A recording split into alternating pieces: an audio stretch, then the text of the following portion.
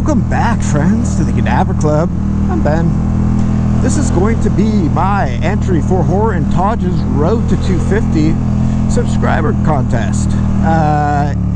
If you're not familiar with this channel, definitely go check it out. Thanks, guys. I love you, dude.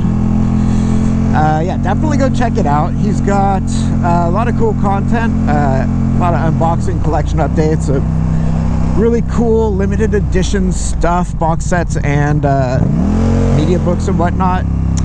Yep, so definitely go check it out. Link to his channel is in the description.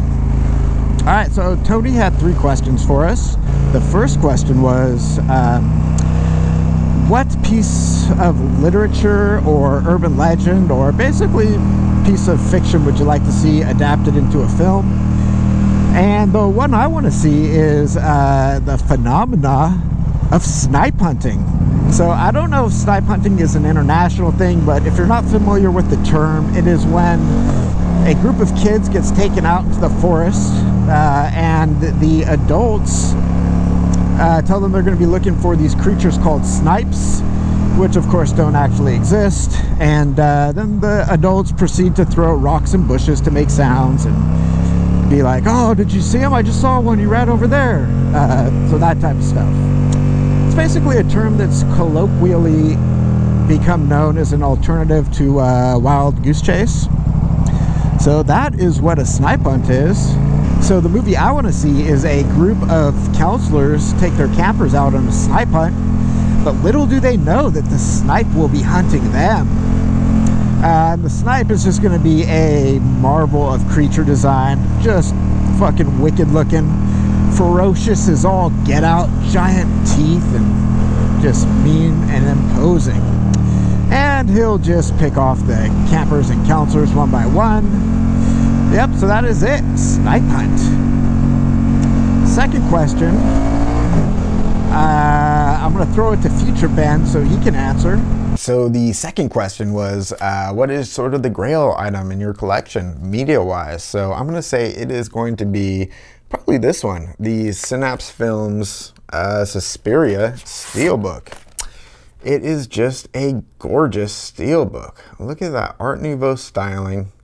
Beautiful metallic red on that black. It just looks great. On the back, you have these gorgeous primary colors. I don't know if this comes through the sort of shininess and the matteness, so that all that floor, see those shiny lines? I don't know how much the camera's gonna pick up, but yeah, Suspiria Synapse Film Steelbook, 3-disc set, and the transfer on this just looks fantastic. So that's gonna be my Grail thing, media-wise. But collection-wise, yeah, I'm gonna have to go with my boy X Plus Gigantic Series Burning Godzilla. Look at that gorgeous sculpt. Holy mackerel. Do you guys see how nasty his tongue is? Yeah, this is my favorite figure that I currently own. I love the sculpt. I love this sort of translucent effect here on the burning parts. And yeah, he's just got the scale to be just an epic son of a bitch. So I do have some pretty amazing things coming that's going to give this guy a serious run for his money. But for now, I'm going to say that this is actually sort of the Grail of my collection. My favorite Godzilla figure. Back to you, Past Ben. Final question. If you're going to make a movie, what would it be called? What would the first line of dialogue be like? The movie would be called Shark Week, and the first line of dialogue would be, I think you spilled your ketchup there, dude. And this is going to take a second, guys.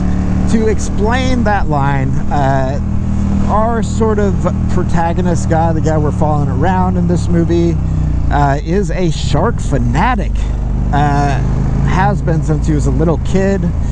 Everything he owns is sharks. You know, he's got shark bedspread, shark soap dispenser in the bathroom, shark calendars. Everything is sharks. And he's got an office job that he doesn't like. He has to like follow the dress code, so he has to wear a tie every day, and he has just a bunch of different shark ties. And so today he was wearing his Jaws tie, just like the one in What's Happening, you know, that Roger used to wear, man. Hey, hey, hey. I'm sure everyone's seen What's Happening, right? Rerun? Come on, classic. Anyway, yeah, Jaws sort of logo with the jaws swimming up towards the lady. And he's going to have spilled his ketchup on his tie so that the shark looks like he's got a big old bloody maw. Gaping bloody maw. And then just to give you an idea of what the rest of the movie is, it's basically the story of a shark fanatic.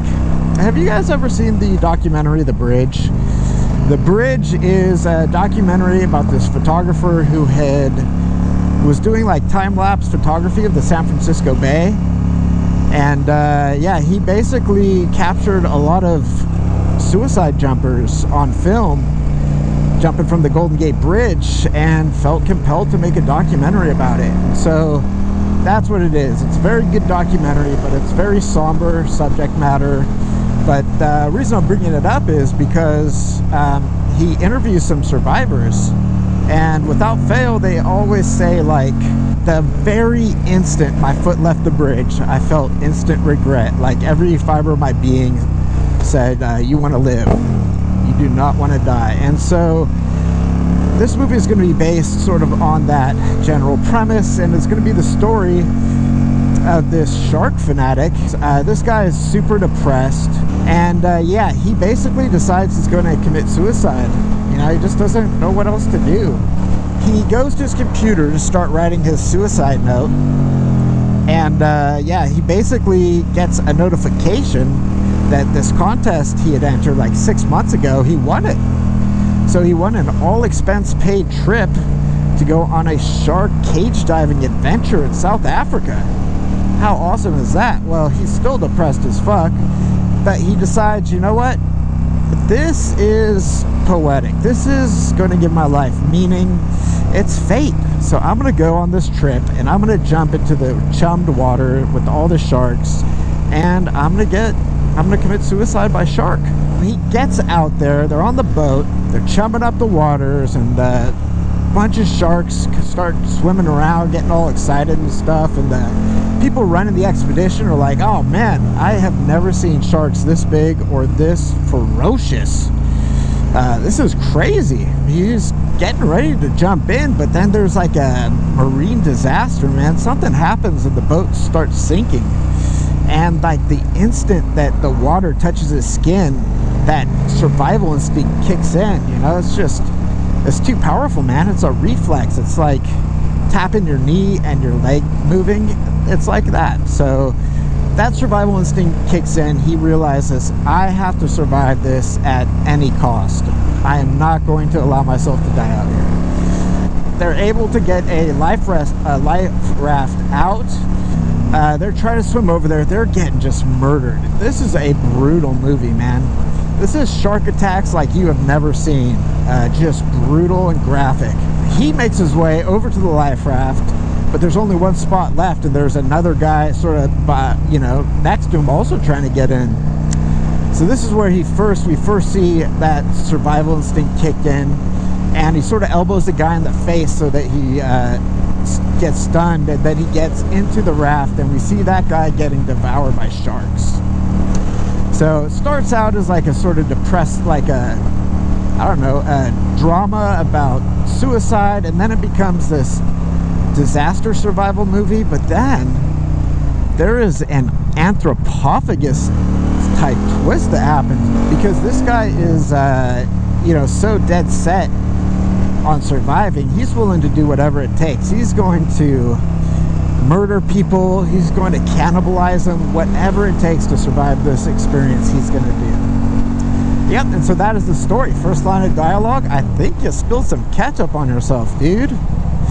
Yep, and that is it. So congratulations, Tony, and thank you all for watching, and until next time, friendos. Please tell Mothra to stop, otherwise he's gonna kill so many people. If you do, I'll tell my daddy not to steal anymore, and I'll make him get a real job. Tupac Shakur, nigga, rest in peace. I'm from the city of dope, the town of the crack. I'm from the city of pimps, the town of the Mac, East Oakland.